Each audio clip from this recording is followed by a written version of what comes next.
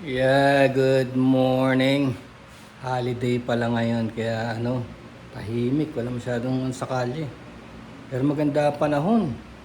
Maganda panahon niya, maaraw.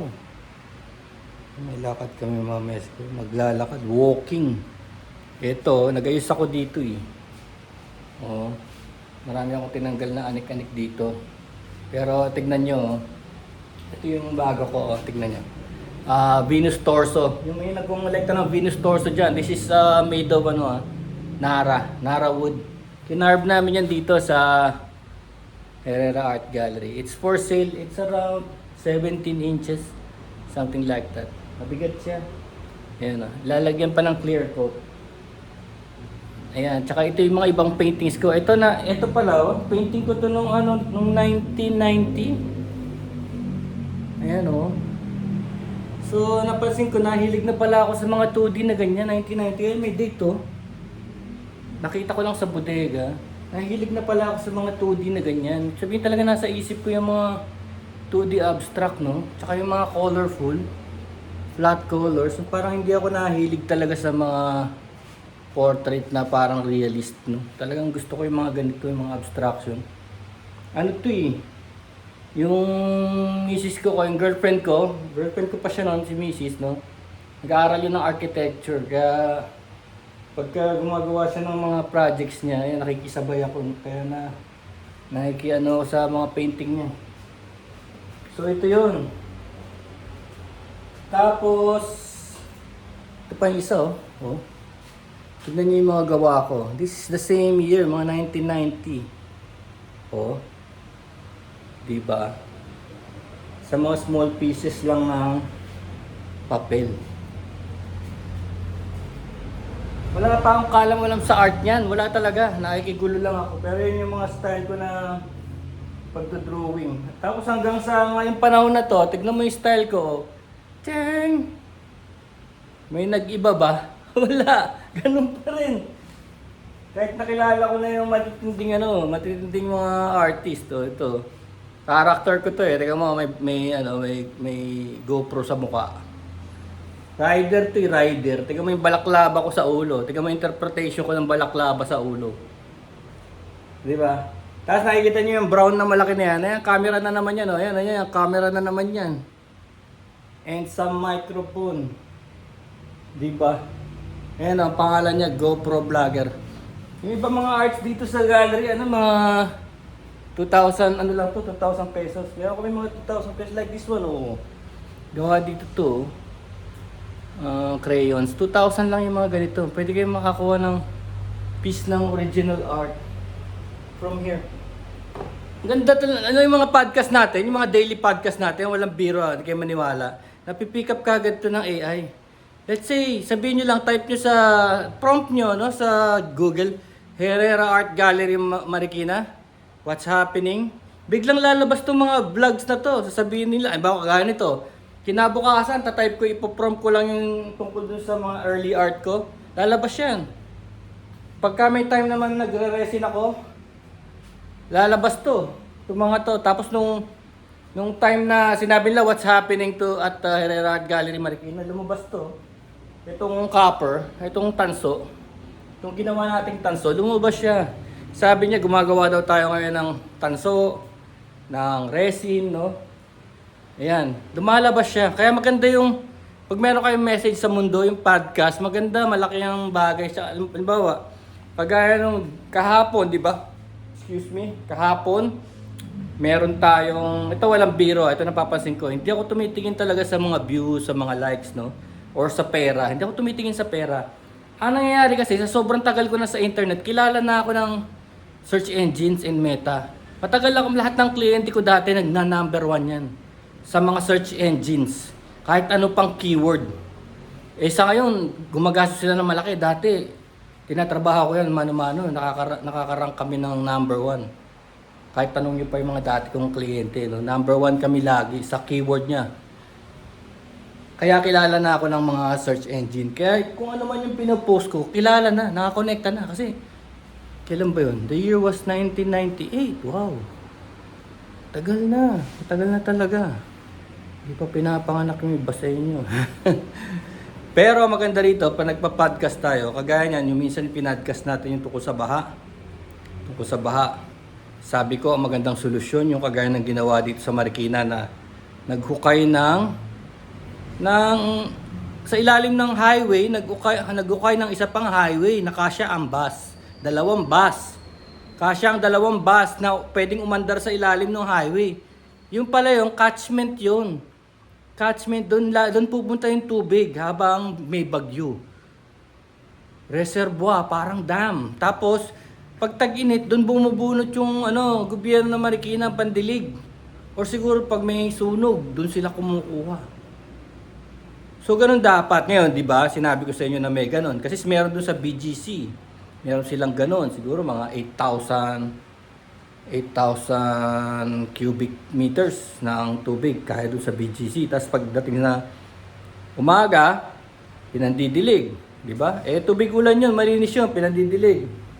O di, hindi mo na masyadong kailangan ng tubig, lalo na kung hindi mo naman iinumin, o pwede mo nga inumin yun kung ititreat mo kasi tubig ulan yun eh. So, di ba, double purpose, di ba meron ka ng localized dam, di ka na umaasa pagka bumababa yung water level ng mga dam, lahat kabado. Kung bawat syudad meron silang mga ganon, di ba, diretso na, yung mismong gobyerno na gagawa, hindi na kontraktor. Pag kontraktor kurot ng kurot sa, sa budget, wala na titira eh. So, tignan yun. Na-pick up yun ng kita nyo, sabi ng government? Gagawa sila ng 30 catchment system. Yun ang napapansin ko eh. Pag meron akong idea sa podcast ko, nagkakaroon ng action. Nagkakaroon ng action. Di ko alam kung bakit. Siguro dahil meron mga researcher yung mga politiko, tapos lumalabas sa research nila yung mga ideas na ilalabas natin. Isa pa rito, yung sinasabi kong follow the money. Ayuda magic. Oh. Ngayon, gustong tignan ni Sir Chel yung tungkol sa ayuda, napakalaki. Maganda naman yung ayuda, pero siguraduhin natin na hindi yung kabayaran para sa susunod na eleksyon, di ba? Yun ang natin doon, bantayan natin yung mga ganyan kasi nagiging tool siya. Alam mo naman ng Pilipino ngayon, gutom na gutom. Alam natin yung gutom na gutom sa sobrang inflation. Kaya kahit na na lang, kahit si Judas pa yan o si Tarzan ang mangangampanya, sasama sila. Siyempre, may pera. Wala gutom eh. Sino may kagagawan yan? Yung mga leader na nailagay natin. Diba? Kaya nang gusto ko sa podcast. Ngayon, tignan nyo rin yung tungkol sa podcast natin, yung tungkol sa mga droga, no? Tsaka yung sa addiction ng tao. Pinag-aralan ko yung kasi nakaranas din ako ng ganun. So ano pa ba? Ito. Wala tayong magawa. Ito, tignan nyo. Alam nyo yung mga camera? Tignan nyo yung mga camera. Oh. Meron akong may camera ako. Maniniyot ako dati. Mga bird. Noong 2012 yata, napunta ako sa sa Australia. At saka sa Singapore para mag-shoot. Isang buwan ako doon, dala ko tong camera na to, tapos ano nangyari? Ba't ayaw? Ayan medyo naluma na yung camera. Nakikita pa naman pero may crack May mga crack. Kita pa naman Kaya lang gusto kong ayusin siya. Alam niyo yung sira niyan, yung film. Itong film na to, para to sa lahat. Ito yung nasa TV. Alam niyo yung TV, kulay puti lang yan kung wala ito. Ano lang yan, all white kung wala ito. Parang fluorescent. Ganyan ang LCD. Pag wala ito, ang tawag nito polarizer. Lahat ito nasa LCD kahit sa motor.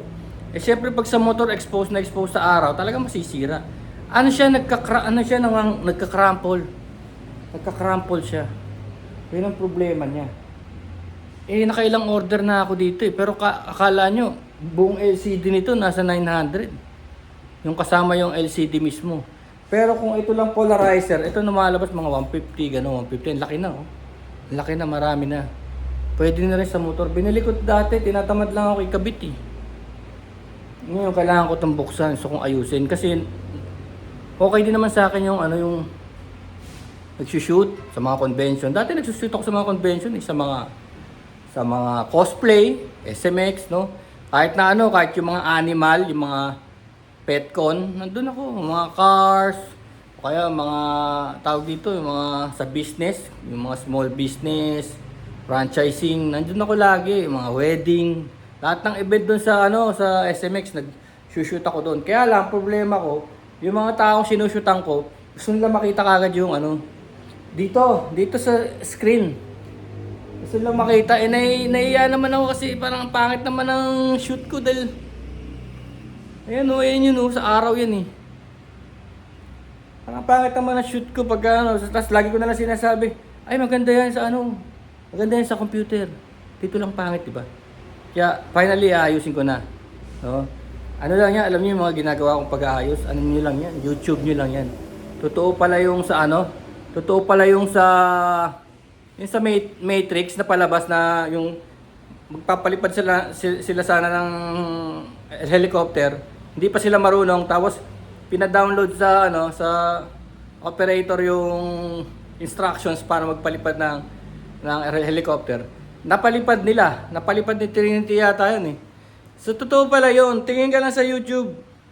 Magagawa mo yan kahit yung mahihirap kasi yung sa ano, yung sa coaching ngayon, maraming sira. Ako na lang gumagawa eh. Kasi ang lalaki ng sira tsaka mahirap, mga fuel pump, mga master brake system. Yung master brake system, ginawa natin sa motor yun, di ba? Siyempre, motor lang yun. Pinalitan natin yung master na pump. Kasi hindi bumabalik yung disc, no? Hindi bumabalik, nagla-lock up. So, pinalitan natin, mura lang siya.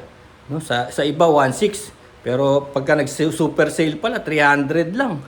Pinantay ko lang yung super sale. Nakakuha ko yung part ng 300. Mula 1.6 naging 300. No, tapos sa kotse naman, meron din palang ganun. Malaki, ganito kalaki oh. Ang presyo naman is 2.6. 2.6. Pero YouTube ka lang ng YouTube, pwede palang kalkalin sa loob. Pwedeng kalkalin sa loob yung ano, yung brake master na yon. Tapos ang part niya is around 350. 350, bumili ako. Naayos ko, ganun kalaki na tipid ko. Kasi nangyayari, totoo nga yun. Minsan pinagawa ko sa labas, yung tiwalang-tiwala pa ako sa mekaniko, lalong nasisira. Totoo lang. Yung aircon ko, nung pinalinis ko yun sa labas, di na naibalik ng tama, tabingi na. Parang, alam mo yun, para kang pinagpa-practicean. Pagka hindi ka sigurado, hanggang ngayon, to this very day, tabingi na. Hindi na, sila mga expert daw kuno. Higa mo, nasira pa yung switch nung ano, yung tawag dito, yung thermostat switch, nasira pa. Kaya minsan ano mas tiwala pa ako minsan pag-aralan mo na lang sa ano sa YouTube. Kaya nangyari ito, dapat to dadaling ko sa Raon para papalitan. Wala ni YouTube ko kasi nagagawa naman Totoo lang. Nagagawa naman, prepare mo lahat. Panoorin mo ng panoorin yung iba't ibang YouTube tapos prepare mo lahat. Pag nandun ka na, let's say naipit ka, naisip mo na parang, uy, di na ako makapag-proceed. Pause ka muna, tapos nood ka uli ng YouTube ng iba. Makakita ka talaga ng solusyon dyan. Tingnan mo mamaya, tapos na yan. No? Bis nagagastos ako dyan ng mga 2,000 pagawa yan sa Raon. Tapos ito, gagastos lang ako ng 100 pesos. Kasi, nagpapagawa kami dati dun sa Raon. Sa Hidalgo. Papagawa kami dun ng mga camera Hindi rin swak Hindi rin pulido. Kasi, isipin mo, ang dami nilang customer. Tapos papaspasan talaga nila. Ang bilis nila talaga. Yung papalinis ka ng mga punggo sa loob ng lens. Pakakalasin nila talaga yan. Ang bilis. Tapos pagbalik, may dumi pa rin. So, titingin ka sa may dumi. Tapos, baklasin na naman. Di syempre, mas stressful na kasi late na kami sa photography session. Tapos siya rin, ngarag na rin yung technician kasi nandun kami, nakabantay, ang dami na namin. Tapos nagpaparinig kami, nakawala na, tapos na yung sunset, di natin naabutan yung sunset. Kaya mas mabuti pa, slow down. So, inaaral ko to. Inaral ko to, babaklasin mo lang naman pala yung mga screws na yan, no? Sa gilid na yan, screws. Ayan, all around, all around. Tapos lalabas na yan, lalabas na yung, makikita mo na kagad yung LCD. Tapos tignan natin, papalitan natin yung polarizer kung gagana. Pag hindi gumana, di bibili ako ng part na 900. Kasi in-order ko na twice yun eh. Tininay na ng Lazada eh, kasi hindi naman daw nagre-react yung seller, no? Parang ba't kaya may mga ganun sa Lazada, no? Nandun yung mga binibenta pero hindi pala na-active, no? Dapat pinapahinga muna yung mga accounts na yun dahil wala naman palang tinda. Kadalawa na ako kasi siguro galing China pa yun. Yun, kasi buong LCD eh. So yun lang. Bukas nga pala, babiyahe kami. Baka yung susunod natin mga vlog. Babiyahe kami ng PG1 Pinas at PG Bandido dun sa Puting Bato White Rock. May eskwelahan dun eh. Eskwelahan na kaso walang pasok eh. Kaya sinabi na naman sa mga bata. Magkita lang dun sa eskwelahan. Tapos bibigyan namin sila ng school supplies. Eh, kayo kung gusto nyo, mga Christmas gift giving, kung gusto nyo sa tumulong sa mga charity rides. Hindi na under sa Pinoy Adventure Rider Ginawa na natin yan eh for almost 25 years. Under na to sa PG Bandido. PG Bandido. Alam mo yung PG Bandido kasi PG1 at saka yung mga ibang brands. Kagaya ko. Kasi kasali ako doon, wala naman akong PG1. Wala naman akong Yamaha PG1. Sa akin ay Honda. Kaya nagkaroon ng PG Bandido version. Kasi marami din, meron kaming mga riders doon na naka-ADB, na naka-Giorno, no? So, para sa lahat yung PG Bandido.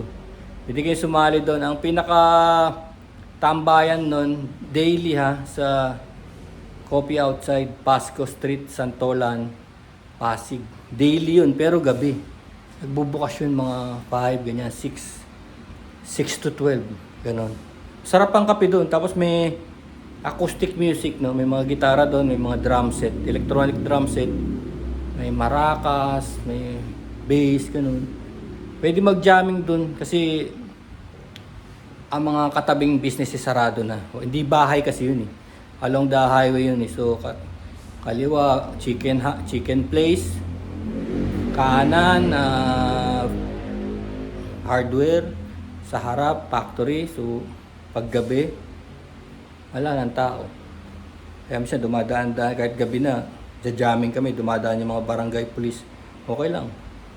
Sa gagano lang, park lang ng maayos. Kasi wala ng tao eh. Siguro hindi pwede yun kung residential, no? Yun. Sige, yun muna. Peace bros, peace.